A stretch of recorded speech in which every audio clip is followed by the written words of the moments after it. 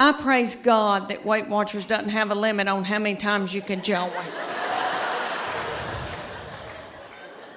Because I've done Weight Watchers 9 times. And I've lost 7 pounds in all.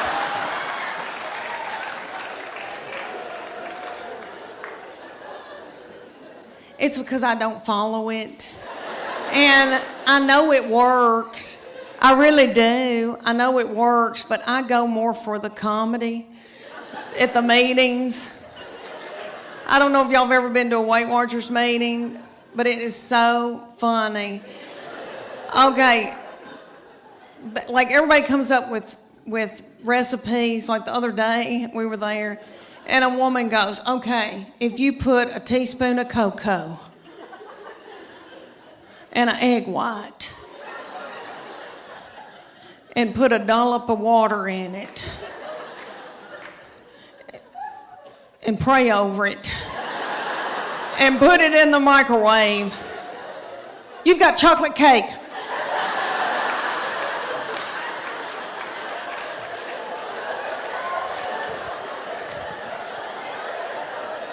And we've all got our iPhone out and trying to film her.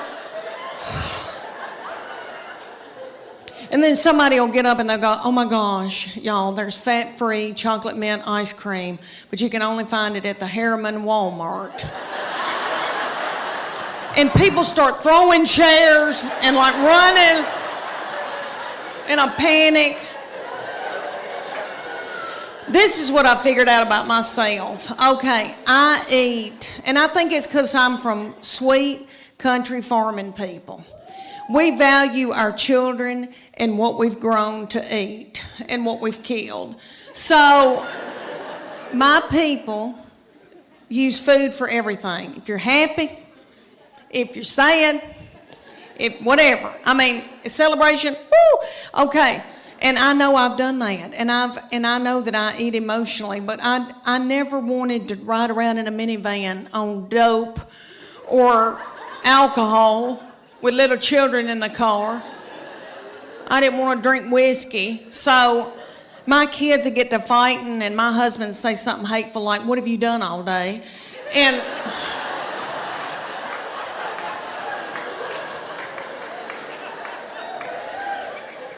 that would make me so mad, and I'd eat a hot dog and I didn't even know what happened.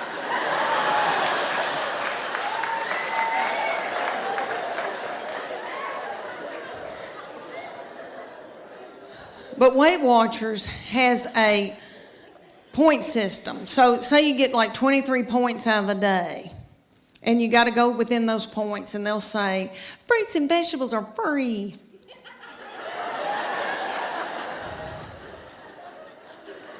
You don't want fruits and vegetables. When you first start, you're so hungry that you could eat the wallpaper off the wall.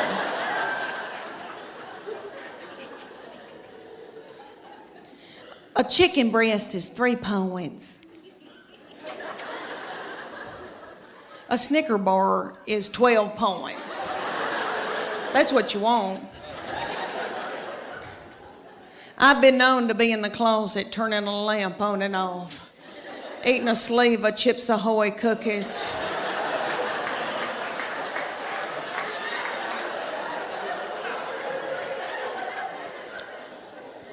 But I try to stay within my points. All right, my sister will go on it every time I will, and she lives in Clarksville, Tennessee, and she'll call me and she'll say, it's noon and I've eaten all my points. I'm in love with my girls. I'm in love with them, and they're my best friends, especially as they get older. And I know that when I'm in the nursing home, they'll be the ones to come and pluck my chin hairs. But he has been from heaven. Okay, it's so wonderful. All right, well, he got married in September, and when he started bringing his wife around us, he would say to me, you have a terrible look on your forehead. And I would say, what? I don't know what you're talking about. But he said, Mom, she's my best friend, and I want to marry her. They met in college at Berry College. And he said, she's going to be my wife. And so I'm trying to, It wasn't anything against her. It was anybody that was going to come in and take my boy, because he's the best thing that's ever, all right, he's like the best of their daddy. He's like everything their daddy can't be. Does that make sense?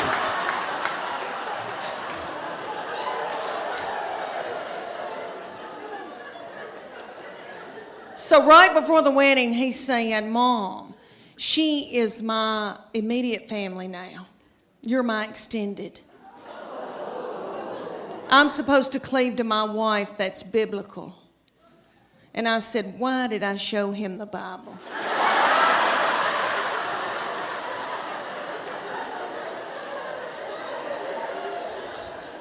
But they had a beautiful wedding, and really, when I got in there and the Holy Spirit was there and God was in it, and I knew they were supposed to be together, and I love her. I mean, I love her. She's like another daughter to me now.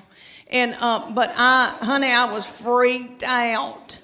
But everything is okay now. And then I got to thinking, how psycho am I that I want to keep him forever and have him live in the basement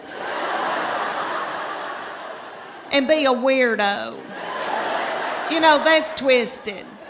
So I was able to let him go. And I love her. She's like another child. And I tell you, for you little mamas out there, you young mamas that are going through, you know, got a bunch of little children vomiting in the carpet, peeing in the closet. When you're trying to pee and they like slide ham under the door and say, can you open this, Mom? I know what y'all want for Mother's Day. Y'all want an Ambien and a hotel room.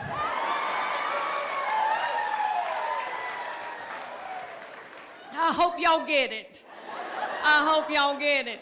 When you get to be my age, and I'm 51 years old, honey, you beg your little children to come home and be up your butthole. I beg them and try to hold money over their head. All right, but they're all home. I'm so thankful, so grateful. Okay, y'all, we got a big night ahead of us. Y'all are precious. I want to talk to y'all about, because I am 51 and going through hormonal changes.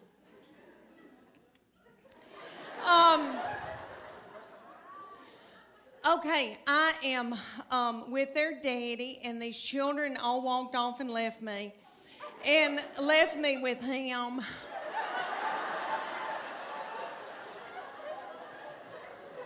And he's so not fun. And he can't help it. He's that way because he has to make a living for all of us. And he's got a lot on us, and all the money's going out the window. And, you know, because we got 2 in college. We just had 1 get married. But he and I are having to adjust being together for the first time in how many years, you know, before we got married. And so he sends me emoji, kissy faces, and stuff like that. But I am low on progesterone and testosterone. He's low on testosterone, praise God. So one of my good friends in Nashville said, I'm selling this jewelry. And you get out and you schlep this jewelry around in women's houses like Tupperware. So, and I didn't even care about jewelry. So I get out and start selling this jewelry. And instead of talking about jewelry, I talk about breastfeeding and hemorrhoids and how my husband doesn't wake up when the baby's crying and all that. I kind of developed an act. And women thought I was funny. And one night somebody peed on a couch, Charlie. And I thought then, I've got something. And I had always loved comedy. My husband and I had been on a trip. Wait. Okay, back this up. I thought when you said someone peed on a couch, I thought that was the beginning of a news story. But you're saying someone laughed so hard they just peed on a couch, and that's how you knew. That's how you knew. That's how I knew. Something. I'm not kidding. That was a God moment. When I clicked in my head, I thought, okay, I've got it. because I had been thinking all this time that I had not been doing anything. Always in my heart, I thought I'm going to be doing something. And I'd always loved comedy. I knew I was funny. I knew I could tell a story. But, you know, when you come from a little country town and then, you know, everybody takes a traditional bath and you go to college and everybody expects you to be a certain, I just did not know how and I didn't know when, but I knew I was still going to do it. Yeah. And so my husband and I had been to the Comedy Store on a trip in LA.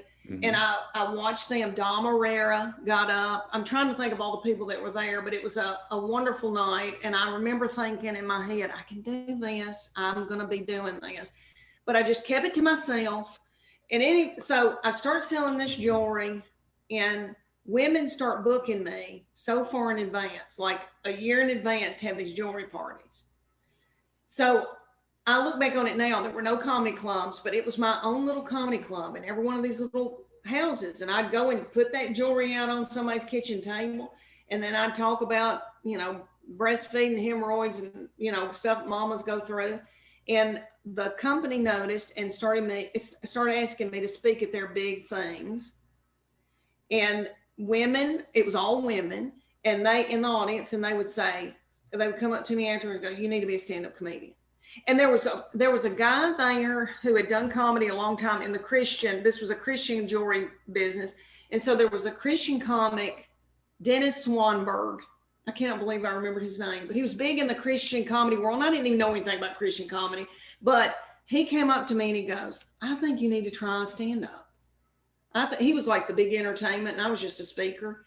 And I literally breastfed by then I had my second baby. She's 25 now. I nursed her on the toilet in Opryland Hotel in Nashville, handed her over to my mama, and then got up on stage and talked. So anyway, he came up to me and said, I think you need to try it. And the women were saying it, and it gave me the confidence, Charlie, to do it. And so little things, just people came in my path, and I just fell into stuff, and I started doing like little things around the community for like the Rotary Club or Kiwanis Capers. And honey, I thought I was Chris Rock. And my husband sold that business and went to work for a large mobile home company that's all over the United States. It's a Berkshire Hathaway, Warren Buffett company. And they moved us to San Antonio, and San Antonio had a club, and I started working that club, and it wasn't that great a fit, but I was unique there. It was a lot of Hispanic comics, and they were all darling, but that was kind of the thing there. And so I started driving to Austin, Texas, to Cap City Comedy Club, which is one of the best comedy clubs in the United States. And Margie Cole was ran it for years with Rich Miller, Dennis Miller's brother from Saturday Night Live. And she believed in me and moved me from opener to headliner for the first time in their history.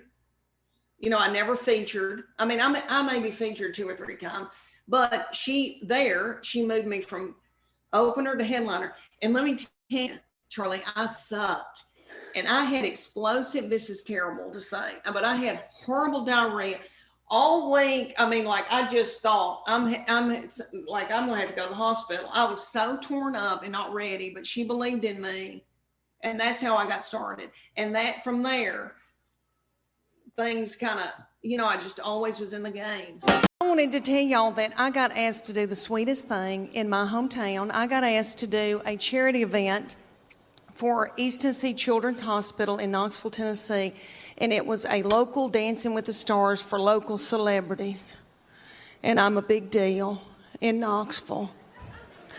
So they asked me to do this, and I didn't want to do it because they put you in a bikini with fringe sewn on it, just like they do on ABC. You're practically naked in front of everybody you've ever known. And I had been eating white flour, and I was in a bad place, and I didn't want to do it, but I thought, isn't that selfish of me? That's sick little children. And they raised so much money for them. So I said I would do it.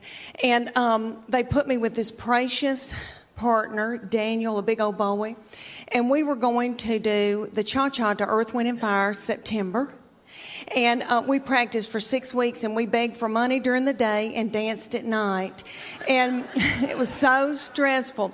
So one night, we were practicing, he kind of slung me hard, and I thought, oh my gosh, something doesn't feel right. So I went to bed, and I got up the next morning, and this big thing was sticking out about right here, and I thought, oh my gosh, is that backed up poop? And because I have trouble with that. And I called my girlfriend, Emily, and I said, I think I've got backed up poop. And she said, I don't think poop goes up that far. And so she looked on her WebMD on her iPad and found a picture of a man that looked like an alien coming out of him. And she said, is that it? And I said, yes. And she said, you got a hernia. So like 4 days before the event, I had a hernia that had to be operated on. So I went in for that operation, and my 2 teenage girls that are usually so hateful, okay, they stepped in and learned to dance in 4 days. So the night of the event, I came out in a wheelchair to Proud Mary Keep On Turning. And they did that video, that dance. If you remember when Tina Turner would do that and it looked like a car wash. Do y'all remember that? And what I learned in that whole thing, what I learned in that whole thing was that if something bad, really bad happened to me, God forbid, like a bad sickness, my husband and my children would let me die. After I had that hernia surgery, I laid up in the bed for 3 days and nobody checked on me. I've got too much estrogen, which evidently makes you hateful and bitter and angry. And so I sweat all night, just like I've done jazzercise in the bed all night. And I wake up, I've got sweat right here in the back of my head. My head just looks like fuzz in the back. And my husband, okay, so I put it on 67, and he says, I can see my breath, and that's a lie. But he's having to wear pajamas for the first time in our marriage, and we've got 2 Beagle hounds that we're in love with because his children are gone. And so we've got a big one, and he takes the big Beagle and spoons the big Beagle at night.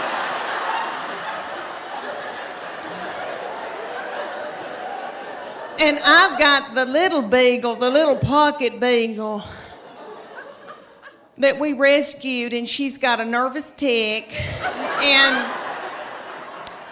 eats our furniture and our fabric like a goat. But anyway, they sleep in the bed with us, and the bed is so nasty. Okay, so the little Beagle, so he's spooning the big one. The little Beagle backs her little butthole up to my head.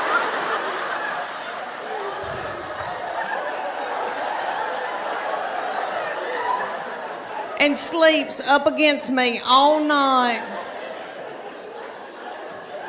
I love her. And in the morning, I can hear my husband when he gets up, he's kissing that big Beagle and he's going, and I'm so thankful.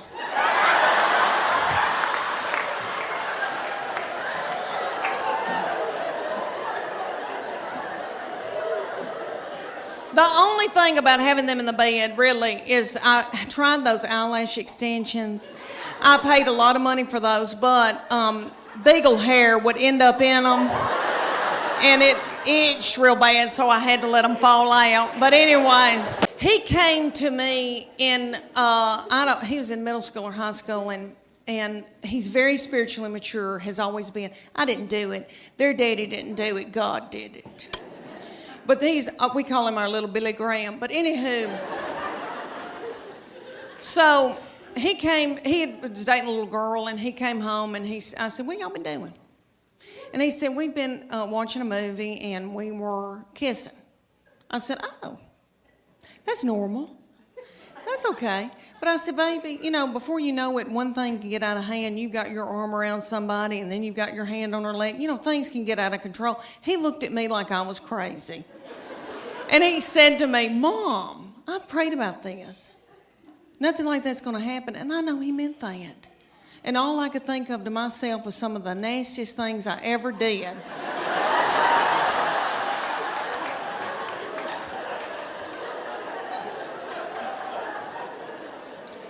Was at the Adams United Methodist Youth Fellowship.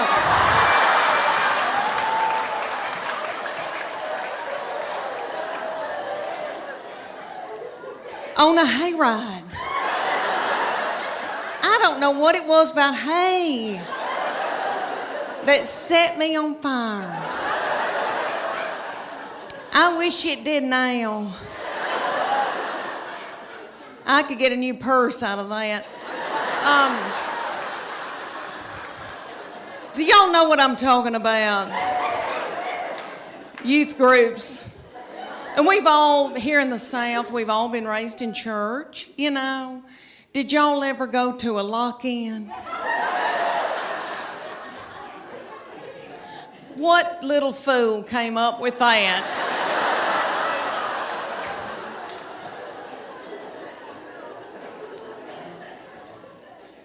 Y'all know that it was some precious little woman maybe, and they were like, they were in a committee meeting, and she was like, oh gosh, y'all, we need to come up for something for all the hormonal teenagers. I know. We'll put them in the church building and lock the door and turn the lights out and leave them there all night. Maybe somebody will end up pregnant.